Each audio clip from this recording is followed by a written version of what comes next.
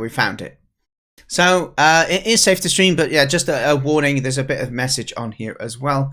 So let's go ahead and read through this as well. Direct is an underwater exploration, solving a mystery, exploring a character relations. Exploration of character relations. Indirect, exploring fields that are new to me. Okay, cool. It did all the code.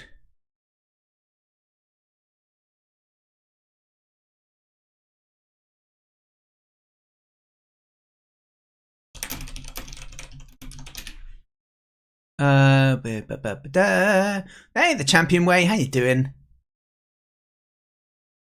Okay, disclaimer. So this is the thing, a bit of background story then. This game covers difficult topics like being different, genetic defects, bullying, grief, anxiety, depression, loss, death, near-death experiences, victims of violence, and mutilation.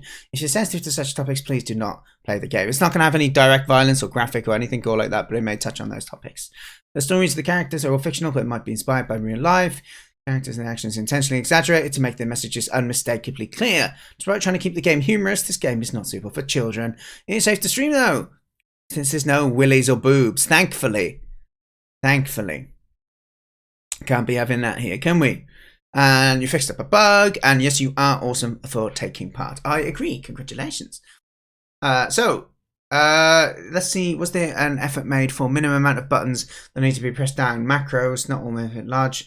Default font, audio, visual feedback. Yeah, we'll play this and we'll see whether we feel that was a strong theme, and then we'll add an extra quid to the charity then, shall we?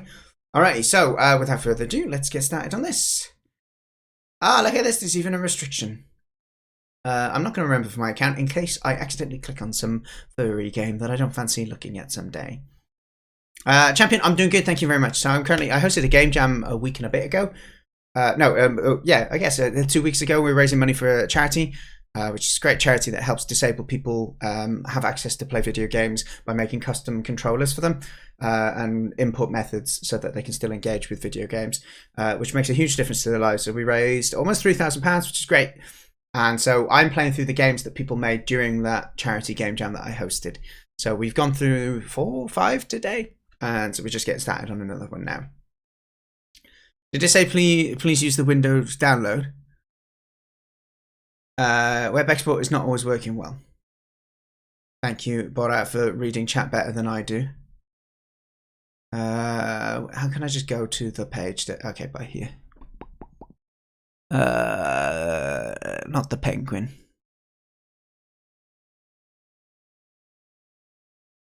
Diolch yn fawr. What? Let's get this one going then.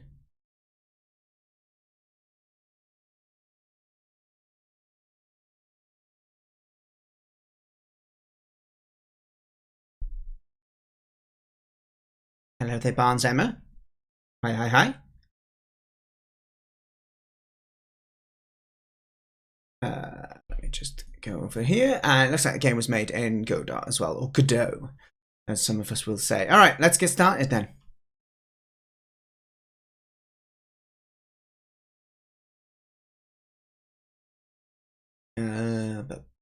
Can you full screen with like Alt Enter? I just full screen it like that. Okay, let's do that. Okay, good luck. Actually, is there volume? Oh, okay. Okay, that works. Oh no, did it break my screen? Don't break my screen. Okay, we're back. We're back. Everything's good. Okay, play game.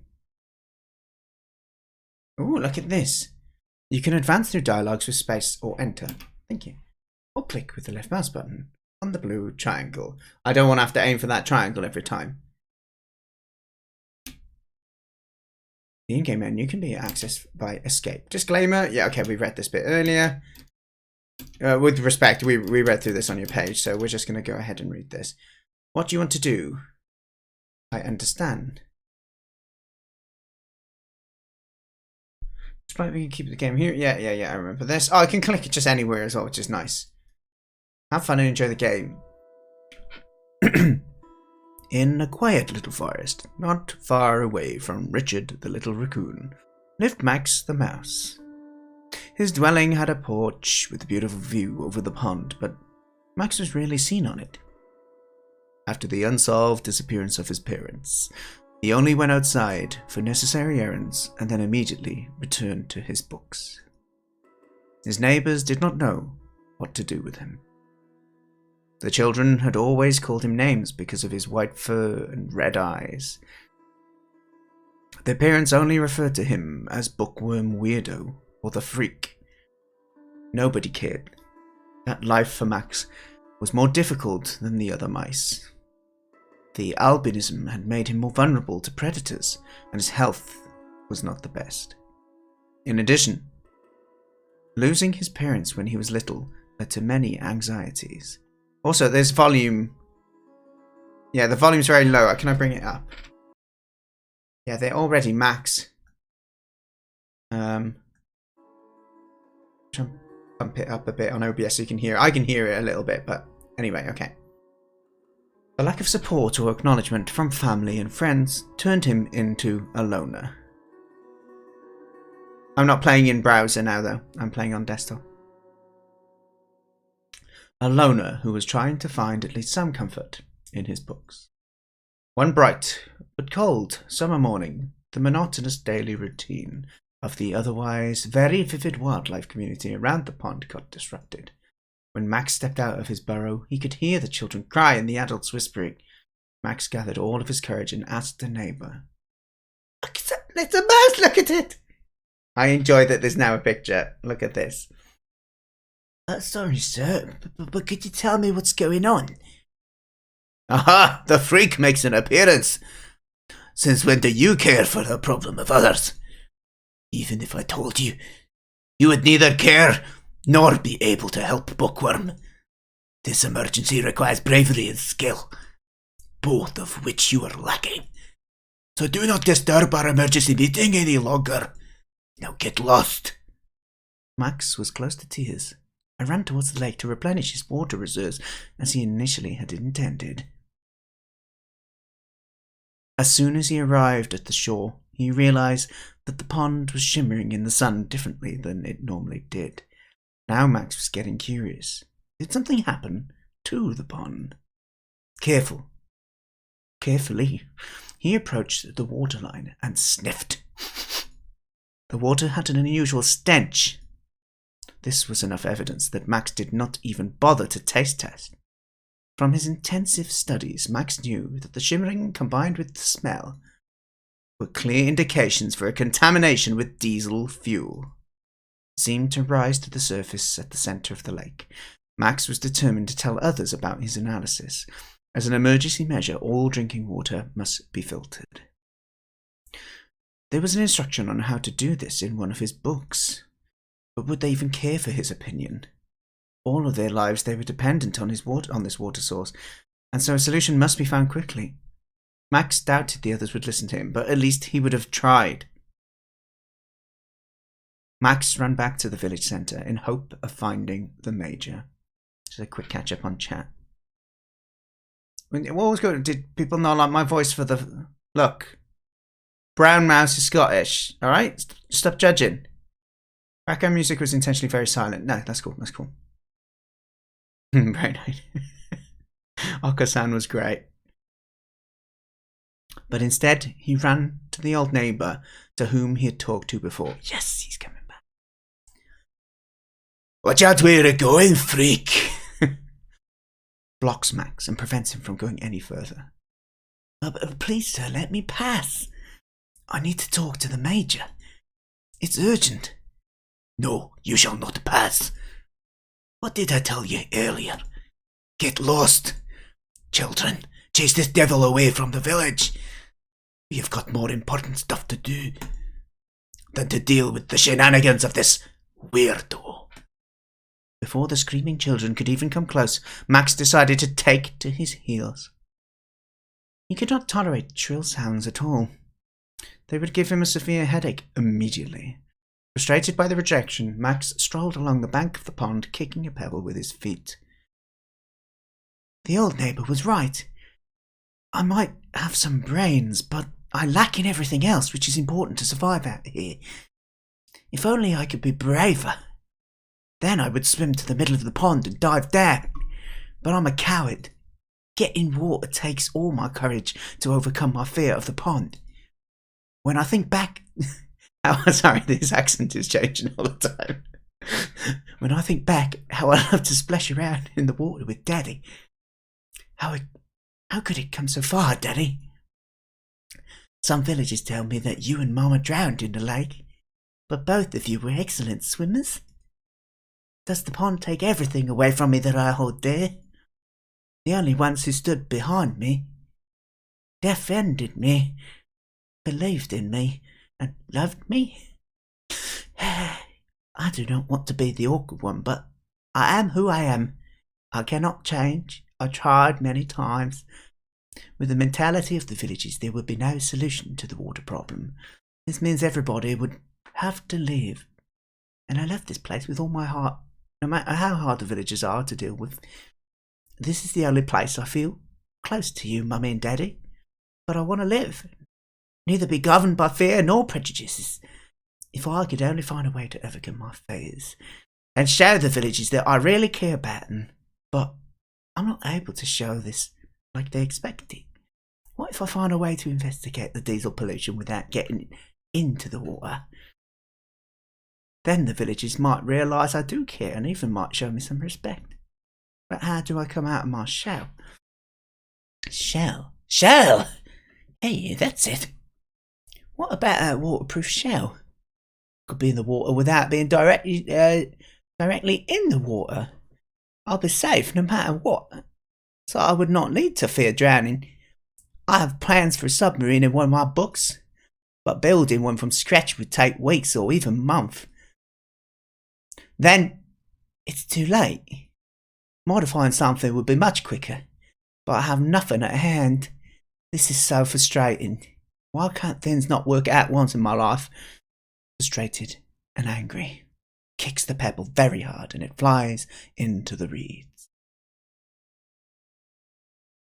Metallic thud. Don't have a prop nearby. What was that? Sounded metallic. Pushes the reeds aside. A metal teapot. What? Watertight by design, light enough to float but sturdy enough to withstand the pressure at the deepest depth. That is the perfect object to modify into a submarine. Exactly what I need. Now I need to get the plan, tools and materials from my burrow to here, without raising the suspicions of the villagers. Max manages to sneak back into the village. The villagers were way too busy with panicking and arguing. They did not even notice him. Max grabbed everything he needed and hurried back to the pond, and a few hours of hard work later... Captain's log, HMS Pondliner at 0900. Preparing for the maiden voyage. The pre-dive checklist. Life support systems all active and functioning properly. Light check. I can toggle the front light by pressing E. Okay, I pressed that E. The light's working properly. Next, checking the gauges. Alright, from left to right, the depth gauge shows 0 meters, which is the correct with the surface. The depth order telegraph is at the service position and locked. What? Oh, I think that makes sense. Next, the compass, which needs to show that shows that the bow points north. What? I see that. Which matches with the orientation of the sun. Next, the engine order telegraph, which is at the stop position and locked. Bow. Thank you. This one will become relevant when checking the thruster at depth. Lastly, we have the water phone. Not only does it allow communication with creatures in the water, but it also notifies if it detects something interesting. If a submarine is close enough to detect the object, you can interact with it by pressing R. Everything in good working order. Pre-dive checklist complete. So, dive! I've always wanted to do that. By pressing S, the submarine will sink. By pressing W, the submarine will rise. Let's go down around 0.75 meters to test the thruster. Alright, let's do this. It's a different... Oh, I don't look. Ow? Bow? Is that what you're saying? Okay, bow. Okay, down we go. Oh, okay. We're going down. We're just floating down to 75. That's around south. Halfway, I'm guessing. Here we go.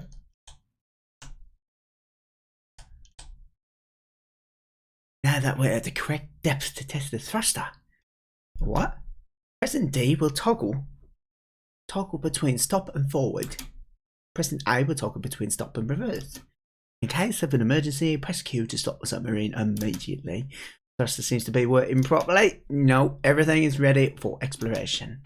For now. Alright, so let's go ahead. Alright, ding ding. It'd be good to get a little bit of... I can see there's a little bit of movement down bottom. The screen doesn't look like it's moving, but you see little bits of detail going. Press Q. Ringing. That was very loud. I'm so sorry. Everyone, I'm so sorry how loud that is. A small object detected at 2 meters down. Alright, let's quickly press escape and let's get that bloody volume down a little bit, shall we? Crikey. Alright. Resume game, we're going downwards. 2 meters. It's a little volume balance. Alright, small object. We're down around 2 meters. I mean, I feel we're right at the bloody bottom here. Sorry. Oh, okay. Where is it? Emergency brake. Oh, yeah. Okay. It gave me a warning, so I thought I might have gone past it while I was sorting the volume out. Let's go and have a little look.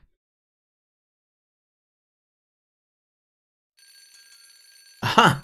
We got it again. Small object detected at a depth of 2 meters. Okay. Ah! There it is! Clam on the bottom of the pond. You alright? Or can I help you somehow? I'm Carla the Clam. But what creature are you? I would say I have not seen you around. But I do not have any eyes, so I cannot use that expression. I am a mouse. A mouse? But mice are not smaller and more oblong. But are mice not smaller and more oblong? How do you know? I thought you told me you cannot see. It is true. Only very few clams have real eyes.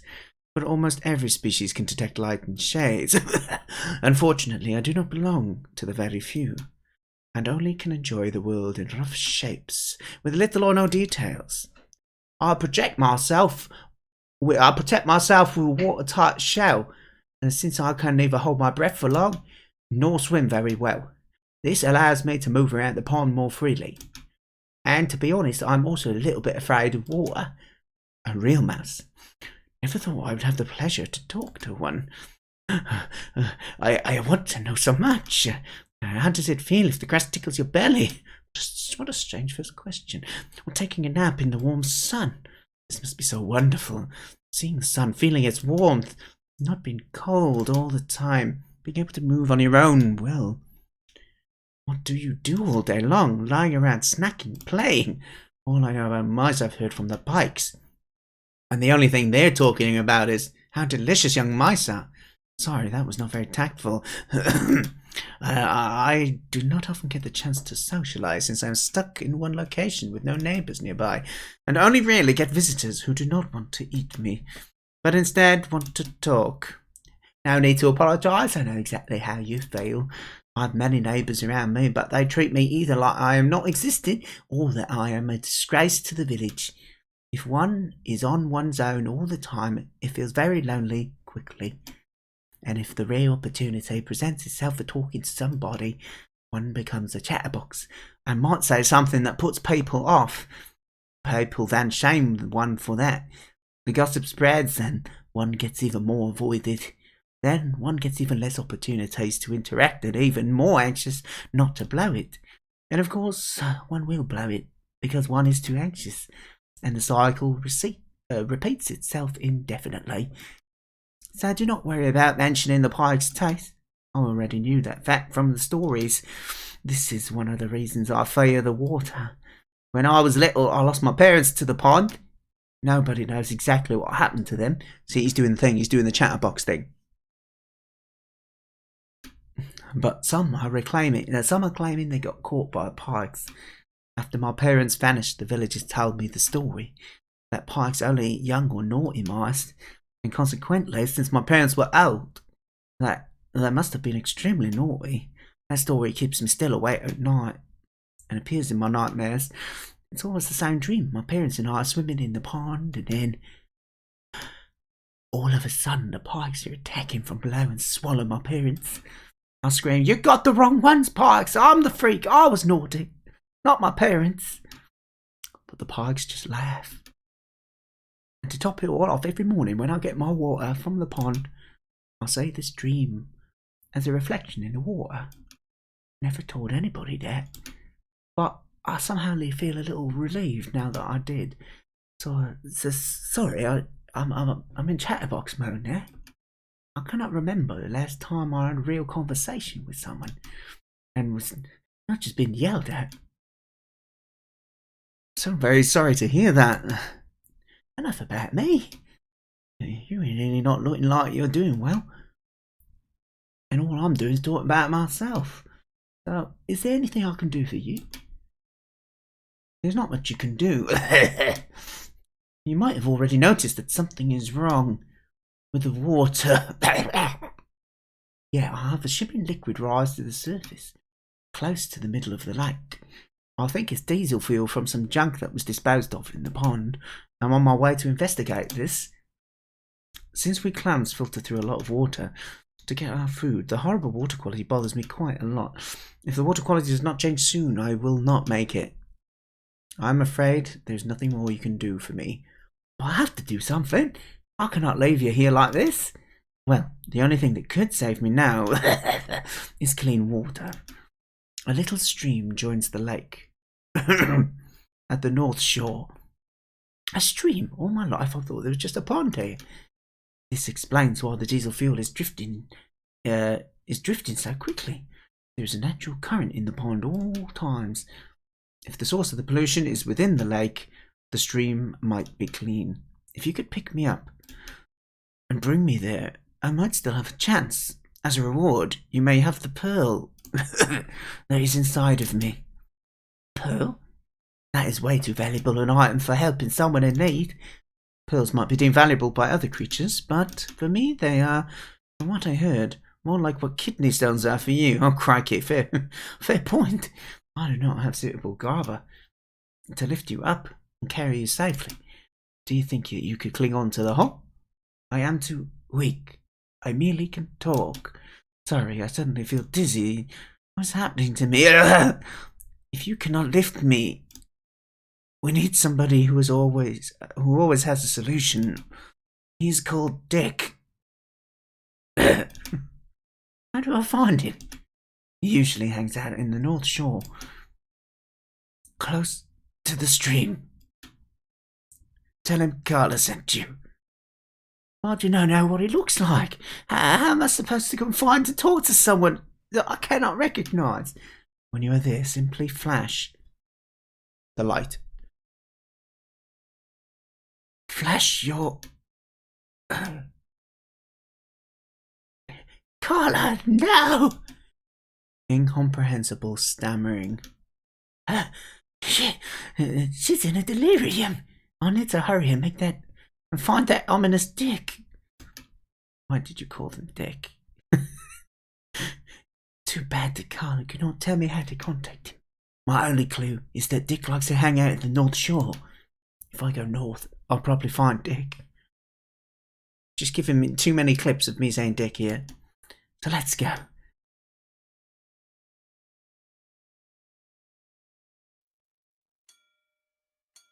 Are you alright? Or can I help you somehow? Oh no! Did we just restart the whole dialogue? No! Okay, frantic clicking.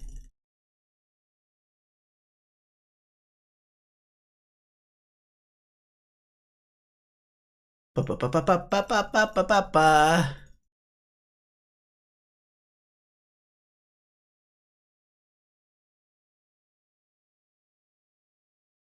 Kidney stones. Dick, dick, dick.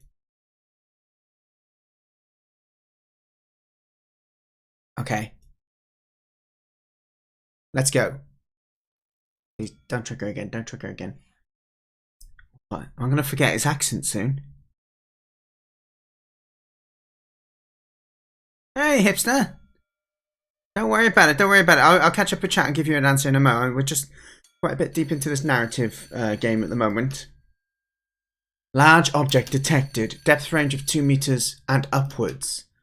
What on earth is this? A gigantic underwater dumping ground? I see pipes, washing machines and ranges, but no clear clue from where the diesel was coming from. What is this? Oh no, an old barrel with a hole at the top of emergency brake. A hole in the top as big as my diameter of my submarine. And we're going to have to go up, aren't we? And definite signs of diesel coming out, have you? Judging by the size of that barrel, a huge amount of diesel must have gotten into the lake. What a disaster. The cause is now found. We had to stop it. One must somehow close the hole. But what is more important now? Saving Carla or trying to stop the leak? Saving probably one person versus perhaps saving the community. Assuming that I managed to stop the leak in the first place, that is. I have got nothing on board which could be helpful for plugging the hole. Perhaps if I find this ominous Dick, he could help me. I will mark the location of the dump on my map. And then onwards to the northern shore. Alright, up we go, up we go. Let's avoid this.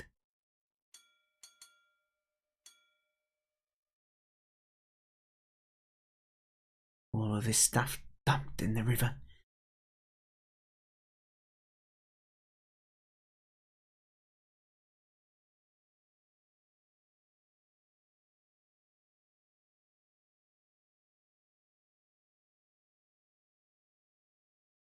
Yeah, so don't worry about it, hipster. And thank you for coming and checking in. The jam went cool. We got 25 entries, which I've started playing through tonight. I'll be playing through them all week until we get through them all.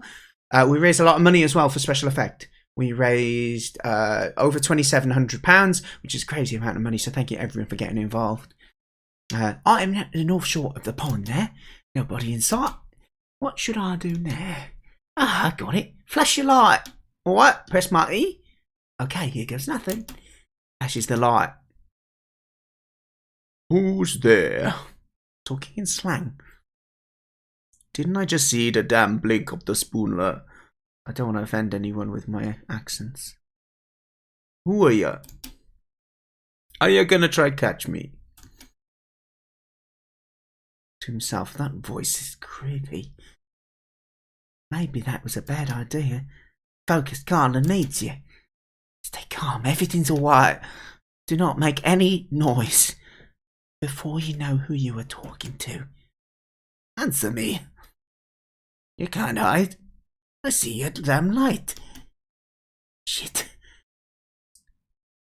So if you have any brain to understand words, answer me like a man, you chicken. Or I'll crush you. Hi, I'm Max.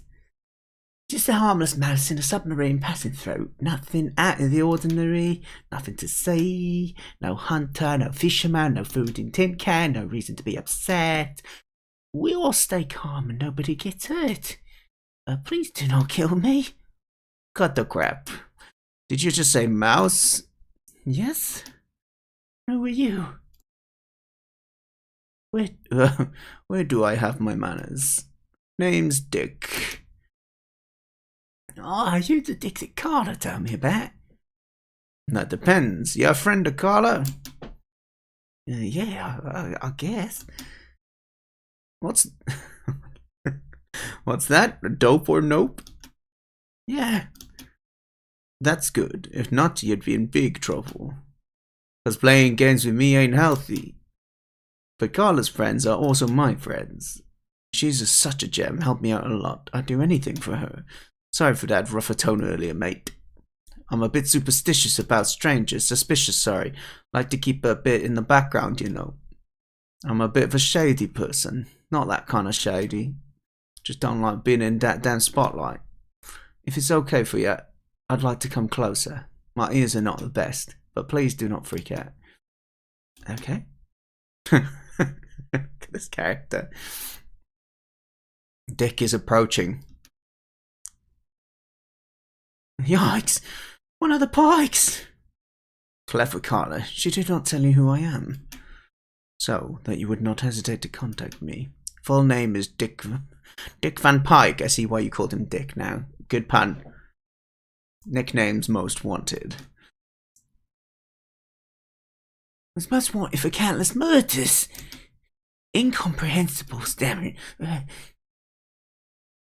Look at him, sitting in a floating fortress, yet afraid of an old pike with a mutilated mouth, who could not even eat him if he wanted to. On the other hand, he is the first one to treat me like a regular pike in years, and he did not mock me even a little bit. So you're not gonna eat me? He almost went Australian then, didn't he? With my mouth, the only thing I can eat are algae. I had to go vegan, you know. A vegan pike, that's so funny if you think about it. When I was a lad, we pikes used to say, if a pike claims to be vegan, that just means this pike leaves no living witnesses who could testify otherwise. Calm down, kid, that was just a joke. If you hit rock bottom, the only thing that lifts you up and keep you alive are sarcasm and irony. If Carla told you to come find me, you must be in trouble, so what can I do for you? I'm not in any trouble, Carla is. Damn, what's going on? Sorry, the tone is a lot of dialogue. Tell me all of it, now. Something is wrong with the water. Yeah, today it felt more fishy than usual. Diesel seems to be leaking from a barrel in the middle of the lake. Carla cannot breathe properly. She needs clean water. And needs to get to the stream. She thinks you might be able to help her. At least she told me that before she blacked out. Oh, fuck. How can I help? I can't lift her with my mouth. Oh, no, he's not the... Sorry, wrong accent. Shh, pretend. We've tried that before. There's only one way. I have to face my fear. We'll get in the water and trust you. I cannot swim so well, so I need you to help me. I'll sit on your back while you dive down to Carla, and when we're down there, I'll grab Carla with my paws, and then you lift us up to the surface. It's risky, but at least we have to try it. Hold your horses, brave knight in shining armour. No reason to get both of you killed. Carla's heavier than she looks. You won't be able to hold her for long, and then she'll fall to her death, and you will drown, because she lives way down, deep down, and it takes long time for that old-timer pike to get there. We have to do something. I cannot leave Carla to die. Cool down, kiddo. You don't blow your top off. I've got an idea. Your submarine should have enough buoyancy to carry her. I have nothing to grab her, to lift her. That's where I come into play. Here, have a look. Shows Max his secret stash. I gotta have reel, floats, and hooks somewhere. What on earth is this? My little collection of trophies. And I thought you were most wanted for murder, not for thievery. Watch it, kid. I wasn't stealing. More a bit like tit for tat.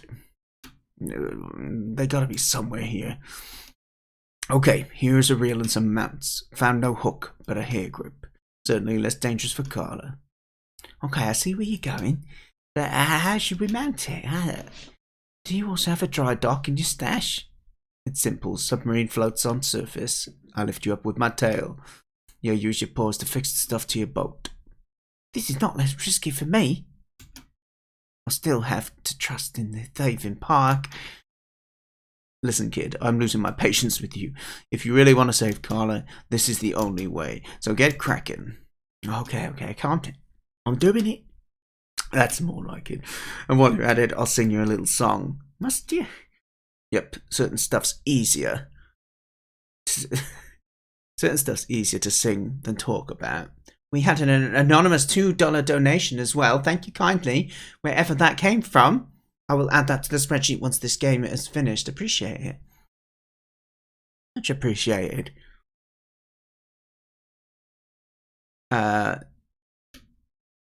So bring your submarine to the surface. I'm waiting for you topside.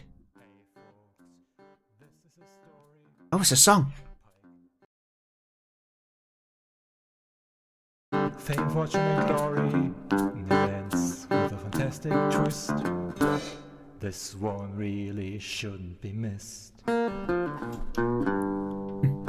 all starts with a young lad, taken from his home, all alone and sad. He was preparing for the shock to end up dead on a butcher's block.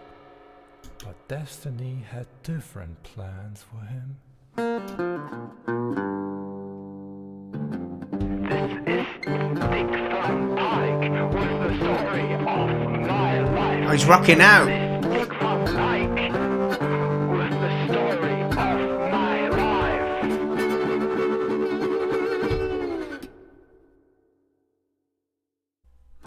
I was so scared to soon be dead, but the fisherman put me in his pond instead.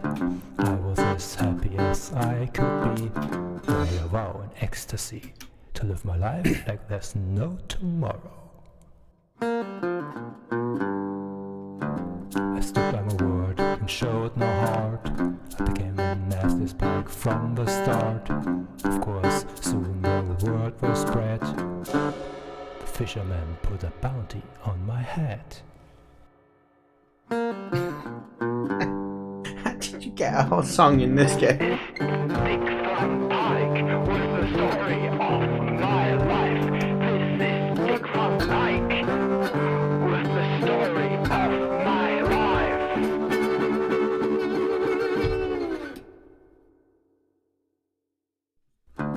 Now the merciless hunt was on. Days of joy and peace were all gone. Of course, I got immediately hooked. But if you think I got cooked, no.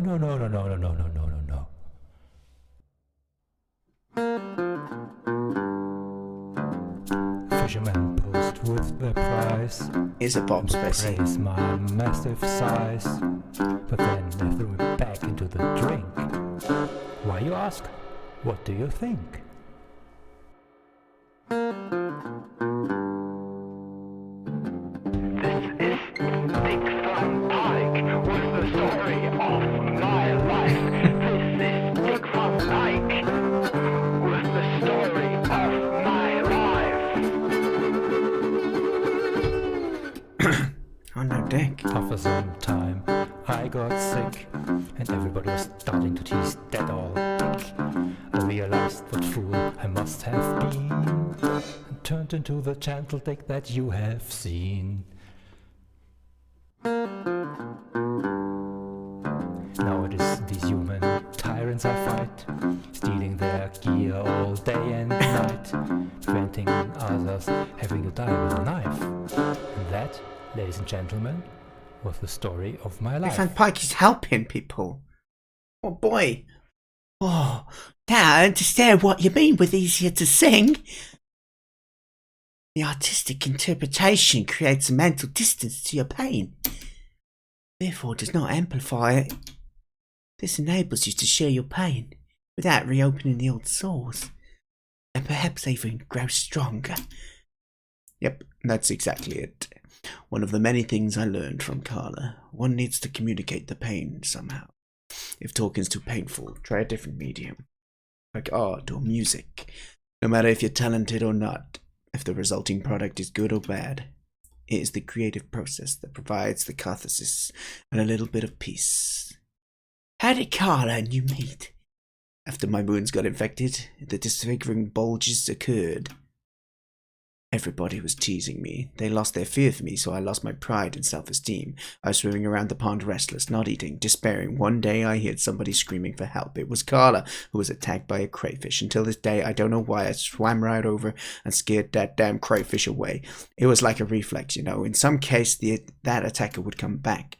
Or in case that attacker would come back, I stuck around a bit. Hadn't anything better to do. And of course, Carla, being the wonderful person she is, she got me talking. Overwhelming thankfulness was completely new for me. I was only feared or teased before, you know. Plus, she didn't mind that I was being funny due to my injuries. Meeting Carla opened my eyes. People might see a clam with no arms, no legs, no eyes, no brain. No way to change their location at will, stuck in a shell. From that, they immediately concluded that they have no feelings, cannot comprehend complex correlations, nor express themselves. All this might be logically correct, but doesn't hold true for Carla, I know. Carla is more educated and has more social skills than some so-called higher evolved species. She is fully aware of her limitations and sometimes mentally suffers due to them, but at the same time she manages to be so full of the joys of her life and be the kindest being you'll all ever meet. What you see is what you get. It's not always true. And what we're casually chatting, she's dying a painful death. Before you help the others, you have to be okay yourself. If you're not okay, you cannot help others. You only make matters worse. You were definitely not okay and feared me. I needed you to trust me with your life, despite all the prejudice. Trust cannot be created. Trust can only be created if you're honest and show who you really are. This requires some talking and therefore time. Yes, Carla's in severe danger and depends on our help, but to be able to help her, we've got to be able to rely on us, and this requires trust. Believe me, Carla's really tough. Even if it takes 5 more hours, she'll still make it. Don't worry. Take your time. Do not rush mounting the hardware. The winch is responsible for preventing a creature to fall to her death, so make sure it's installed as safe as possible. If you rush, you make mistakes, which could be fatal in this case. Just check the torque for all of the screws one final time. Remember, the correct torque is 20 Newton meter, not 20 freedom pound or whatever the imperial unit is, and then I think we should be ready to rescue Carla. After a last safety check, Dick and Max went to pick up Carla. The winching was really tense. It was a really tense moment for Max. The responsibility for life and his omnipresent fear to make a mistake almost overwhelmed him. However, with Dick's reassurance, Max managed to complete the task successfully. The way back to the stream at the North Shore felt like an eternity, but was equally uneventful. Shortly after they had placed Carla carefully onto the bed of the living burbling stream, Carla regained consciousness. Ah, fresh, clean, water. She's gaining consciousness. How you feeling, Carla?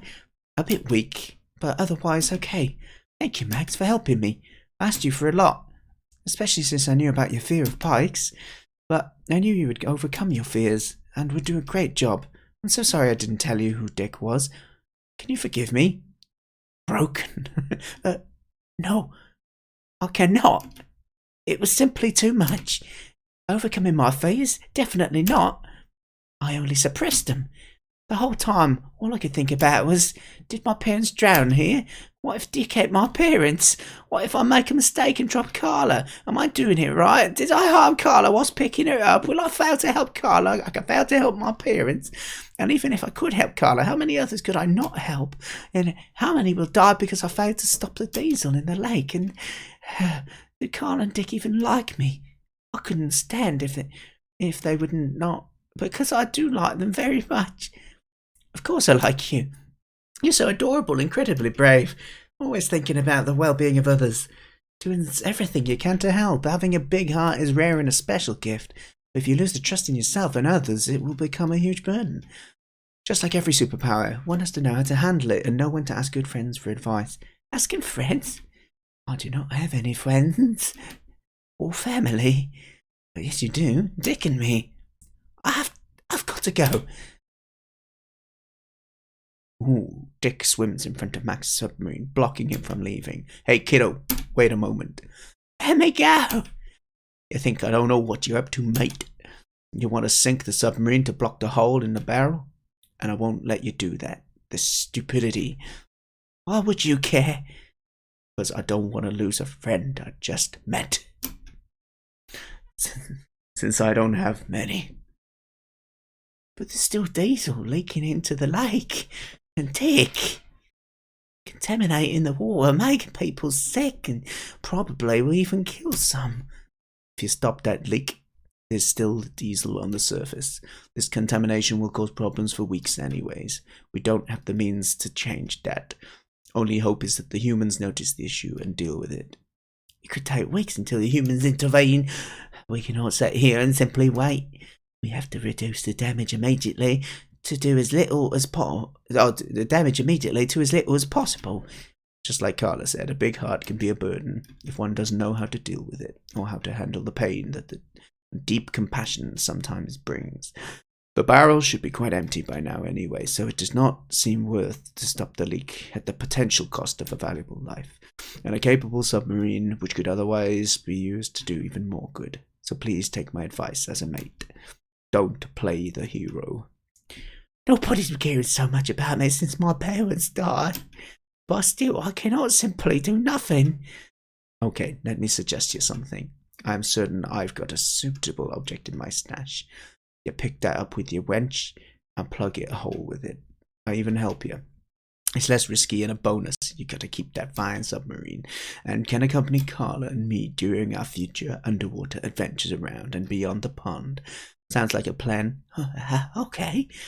About his book? What about Max's books? Sounds more reasonable than my plan, but now you got me curious.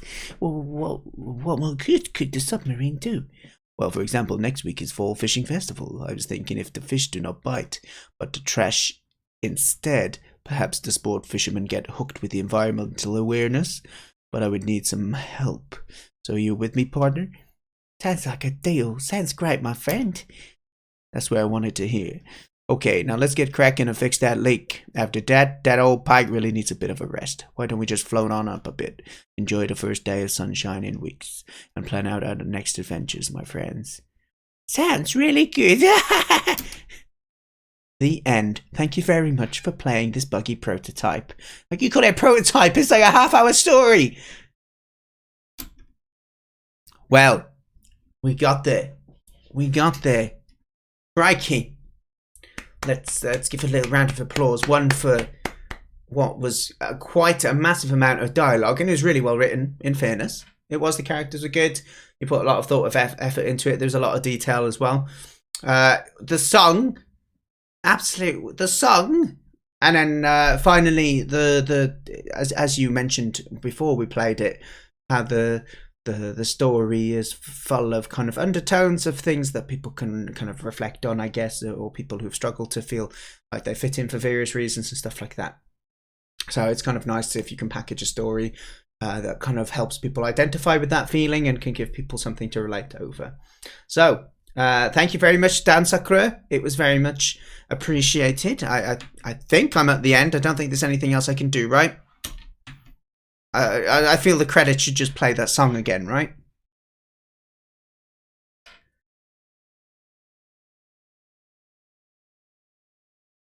But yeah, that was.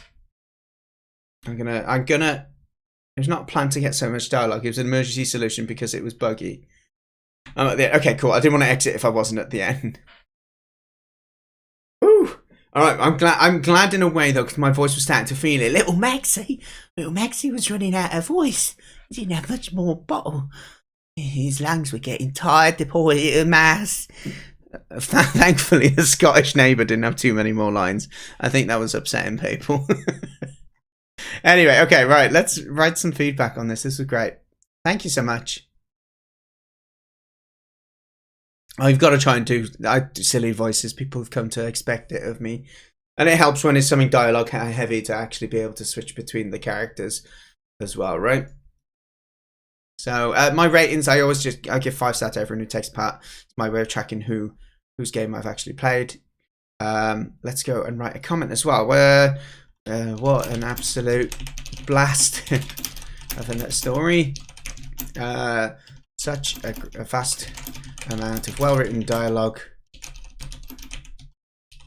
Don't want to give spoilers, but the music, the song was a wonderfully creative and unexpected addition.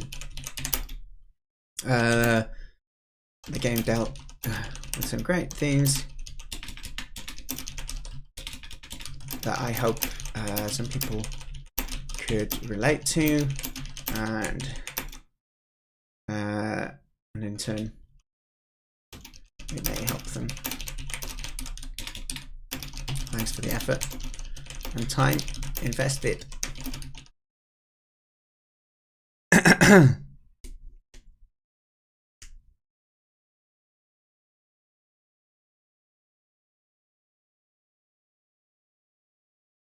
Yeah, super good. Thank you very much.